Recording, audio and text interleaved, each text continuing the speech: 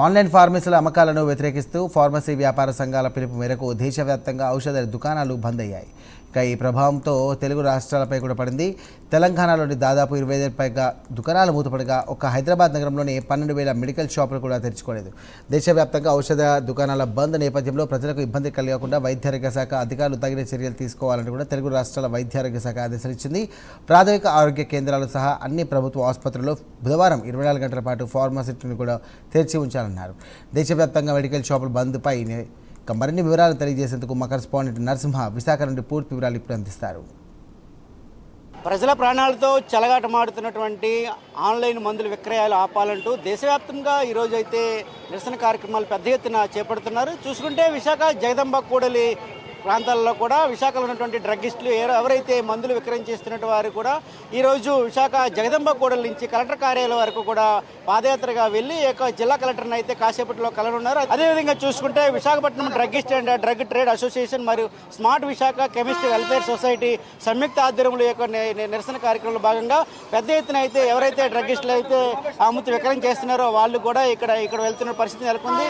చూసుకుంటే విశాఖ కేజీహెచ్ కూతవేడి దూరంలోనైతే భారీ ఎత్తున ఇక్కడైతే మందుల షాపులు అయితే ఇప్పటికే దుకాణాలు స్వచ్ఛందంగా మూసివేసిన పరిస్థితి అయితే మనం చూస్తున్నాము. చూసుకుంటే ఇక్కడ విశాఖ కేజీహెచ్ కొత్తవేట దూరంలోనైతే భారీ ఎత్తున అయితే ఇక్కడ వారు పాదయాత్రగా అయితే ఎవరైతే విశాఖ కేజీహెచ్కు వెళ్తున్న పరిస్థితి అయితే నెలకొంది.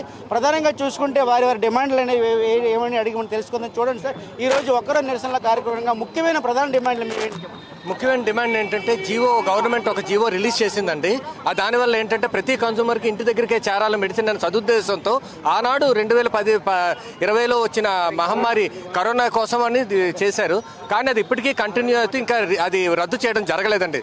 దానివల్ల కన్సూమర్కి ఈ కార్పొరేట్ సంస్థలు అధిక డిస్కౌంట్ ఎర చూపించి వాళ్ళని ట్రాప్ చేసి మెడిసిన్స్ కొనుక్కోవడం వల్ల మెడిసిన్స్ ప్రతి వారికి చేరడానికి 3-4 రోజులు పడుతుందండి.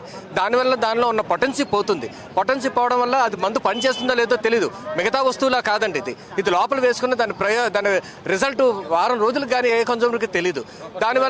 దానివల్ల వచ్చే నష్టం ప్రొలాంగ్డ్ మళ్ళీ విజిట్స్ డాక్టర్ దగ్గరికి వెళ్లాల్సిన అవసరం పడుతుంది వాళ్ళకి. ఈ నష్టాన్ని అరికట్టాలని కన్సూమర్ని దృష్టిలో పెట్టుకొని ఈ జీవోని రద్దు చేయమని మేము రిక్వెస్ట్ చేస్తున్నామండి. ప్రధానంగా చూసుకుంటే ఈ నకిలీ మందులను ఆన్లైన్లో కాకుండా బయట ప్రభుత్వ పరంగా ఏ విధంగా అరికట్టచ్చు అంటారు? ప్రతి జిల్లాలోని ప్రతి ఏరియాలో కూడా డ్రగ్ ఇన్స్పెక్టర్ పర్యవేక్షణలో అన్ని మందుల షాపులు ఇన్స్పెక్ట్ చేయడం జరుగుతుందండి. వారికి ఏదైనా అనుమానం వస్తే శాంప్లింగ్ తీసి పంపిస్తారో ఆ శాంప్లింగ్ కానీ పొరపాటున ఏమైనా తేడా వచ్చిందంటే మొత్తం ఎక్కడి సరఫరా జరిగిందో ఆ మొత్తం మందులన్నీ ఇమీడియట్గా కాల్ బ్యాక్ చేసి ప్రజల ఆరోగ్య దృష్ట్యా అన్ని వెంటనే వాళ్ళు యాక్షన్ తీసుకొని పంపించేస్తారు సార్. ఆన్లైన్ మందులకు నిరసనగా అయితే మీరు భారీ డిస్కౌంట్లు ఇవ్వకూడదని కూడా చెప్తున్న పరిస్థితి నెలకొంది. దీనిపై మీరేమంటారు? సార్, యాక్చువల్గా ఈ మందులన్నీ కూడా ఒక స్టోరేజ్ మెడిసిన్ డ్రగ్ మీద రాస్తారు. ఏ స్టోరేజ్ ఏ టెంపరేచర్లో ఉండాలనేది కూడా అది ఆన్లైన్లో ఎక్కడ అవుతుంది అమలు అవ్వదు. ఇక రియల్గా మా షాపుల్లో ఏసీ ఉండడం అవనివ్వండి, ఫ్రిడ్జ్ అవని 100% ఆన్ అయి ఉంటాయి. డ్రగ్ కంట్రోల్ అధికారుల పర్యవేక్షణలో మేము ఉంటాం. వాళ్ళు ఇన్స్పెక్షన్ చేస్తుంటారు. ఏవైనా తేడా ఉన్నంచే మమ్మల్ని వెంటనే వాళ్ళు పర్యవేక్షణలో మేము ఉంటాం కాబట్టి అటువంటి అనర్థాలు జరగు. అలాగే ఎగ్జాంపుల్ నార్కోటిక్ మెడిసిన్ అంటే ఇప్పుడు గంజాయి కన్నా ఎక్కువగా దాన్ని మన సెంట్రల్ గవర్నమెంట్ ఇప్పుడు దాన్ని జీవో తీసుకొచ్చింది. ఆల్ప్రోజోలం ట్యాబ్లెట్, ట్రామడాల్, పారాసెటమాల్ ఇలాంటి మెడిసిన్స్ అన్నీ కూడా ఆన్లైన్లో ఆర్డర్ పెడితే వస్తుంది. అంతే మన షాప్ దగ్గరికి వస్తే అది రియల్గా మనం ఇవ్వం. డాక్టర్ ప్రిస్క్రిప్షన్ లేకుండా మనం స్టాక్ ఇవ్వం. ఇది ఆన్లైన్లో కావాలంటే ఇమీడియట్గా దొరుకుతుంది.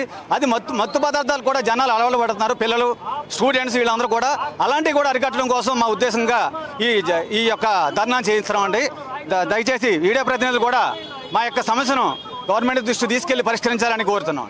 ప్రధానం చూసుకుంటే డ్రగ్స్ కూడా ఆన్లైన్లో విక్రయించడం వల్ల కూడా యువత కూడా చెడిపోతుంది.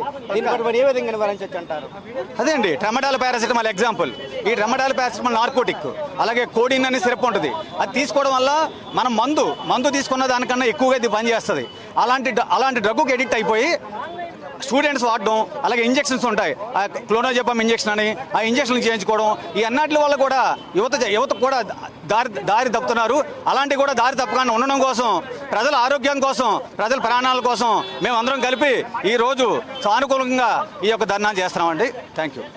ప్రధానంగా చూసుకుంటే విశాఖ కేజీహెచ్ నుంచి కూడా మన కొత్తపేట దూరంలో ఉన్న ఎక్కువ కూడా ఈ ప్రాంతంలో అధికంగా మెడికల్ షాపులు ఉన్నాయి. అదే ప్రత్యామ్నాయంగా ఏదైతే ఆరోగ్య శాఖ పర్యవేక్షణలో కొన్ని మందుల షాపులను కూడా ఈరోజు ఓపెన్ చేసి ఉంచామని కూడా చెప్తున్న పరిస్థితి అయితే నెలకొంది. అదేవిధంగా రానున్న కాలంలో కూడా ఈ యొక్క ఆన్లైన్ అక్రమంగా విక్రయాలను కూడా అరికట్టాలని కూడా చెప్తున్న పరిస్థితి అయితే నెలకొంది. అదేవిధంగా కాసేపట్లో కూడా విశాఖ జిల్లా కలెక్టర్ని కలిసి తమ యొక్క గోడును వినిపించుకొని అదేవిధంగా ఆన్లైన్ మందులను అరికట్టాలని అదేవిధంగా భారీ డిస్కౌంట్లు కూడా ఆపాలని కోరుతూ కూడా వినతిపత్రం అందజేయనున్నామని కూడా ఇక్కడ చెప్తున్న పరిస్థితి అయితే నెలకొంది. ఈ యొక్క ఒక్కరోజు నిరసన కార్యక్రమంలో కూడా ప్రజలకు ఏ విధంగా ఇబ్బందులు కలగకుండా ముందస్తు ఏవైతే ప్రతి ప్రాంతానికి ఒక్కొక్క మెడికల్ షాపు కూడా ఓపెన్ చేసి ఉంచామని కూడా చెప్తున్న పరిస్థితి అయితే నెలకొంది. అదేవిధంగా ఏదైతే ఆన్లైన్ విక్రయాలు కూడా ఆపాలని తమ యొక్క గోడును ప్రభుత్వం కూడా స్పందించి ఇది సానుకూలంగా స్పందించాలని కూడా వీరు చెప్తున్న పరిస్థితి అయితే నెలకొంది. కెమెరామెన్ సుధాకర్తో నరసింహ ప్రైమ్9.